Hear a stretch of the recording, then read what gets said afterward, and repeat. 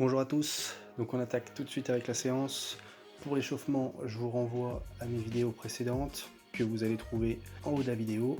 Donc pour la séance, vous allez avoir un circuit à faire, vous allez avoir 40 minutes pour faire un maximum de tours de chaque exercice.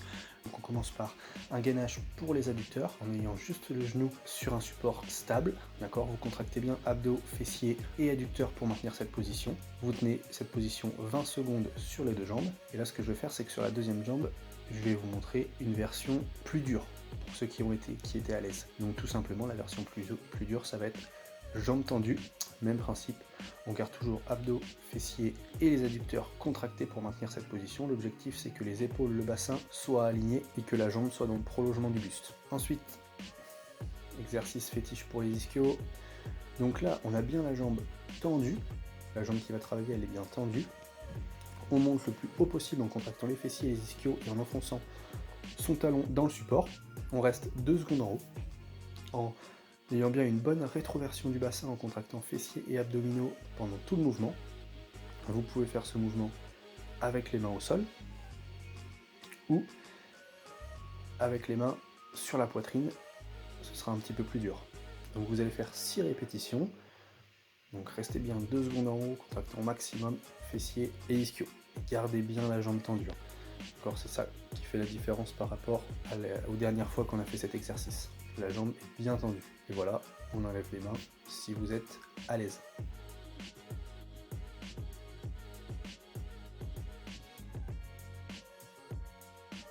Ensuite, le troisième exercice, donc ça va être un sissy squat.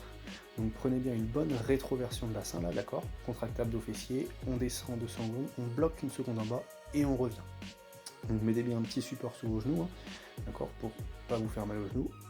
On reste une seconde en bas et on remonte juste à la force des quadriceps. On garde toujours la rétroversion de bassin pendant tout le mouvement, donc au début du mouvement, avant de descendre, on serre fort les fessiers et les abdos et on contrôle la descente en 2 secondes, on reste une seconde en bas et on remonte. Excellent exercice pour venir étirer les adducteurs sous tension.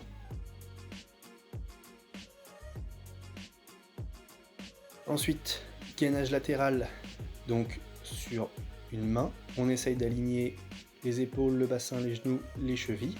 Pour ça, on contracte bien abdos, fessiers, quadriceps. Ok, on serre au maximum ces 3 groupes musculaires pour garder une planche la plus stable possible. Et le bras, forcément, le bras d'appui tendu. Donc forcément, vous faites les deux côtés, on tient 20 secondes par côté. Là, sur ce côté-là, je vais vous montrer la version plus difficile, d'accord, qui est vraiment pas évidente à tenir. Donc c'est la même chose, sauf qu'au lieu d'être sur les deux jambes, vous allez lever l'autre jambe et vous allez pouvoir aussi également lever le bras. Donc pareil, on essaye d'aligner la ligne d'épaule, la ligne de hanche, de genoux et de cheville, et on serre bien abdos, fessiers, quadris. Ensuite, on enchaîne avec un déroulé plantaire, donc à faire absolument pieds nus. D'accord, ce sera pas du tout à faire en chaussures, tout simplement puisque pieds nus, ça va nous permettre d'activer un petit peu plus les capteurs podales, et en plus, on a moins de force quand on est pieds nus que quand on est en chaussures. Donc l'exercice va paraître beaucoup plus compliqué.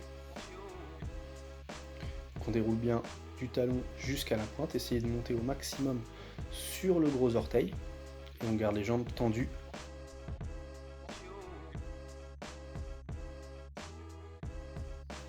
Ensuite, donc là, ça va avec une réception de squat. Donc j'ai laissé le son là pour que vous entendiez bien. Donc on saute pas forcément le plus haut possible, on monte les genoux pendant qu'on est en haut, et on se laisse descendre du coup en position de squat, et on envoie le plus fort possible ses pieds au sol. Et là, comme vous le voyez, il ne faut pas laisser son bassin descendre. D'accord, il faut vraiment que l'angulation du genou ne change pas à la réception. Forcément, vous gardez bien les genoux dans l'axe des orteils à l'impulsion, mais surtout à la réception, d'accord. Et vous allez voir que si vous jouez le jeu de vraiment appuyer très fort au sol et que l'angulation des genoux ne change pas, vous allez voir que ça va vraiment être très costaud dans les chevilles, dans les genoux, dans les hanches. Et on bloque le plus possible et le plus vite possible, d'un coup. Vous voyez là, l'angulation des genoux, elle change pas ou très peu. Donc voilà pour la séance, je vous mets un petit résumé ici avec les répétitions, les tempos et tous les exercices pour que vous ayez toute la séance sur une page. Voilà, bonne séance à tous.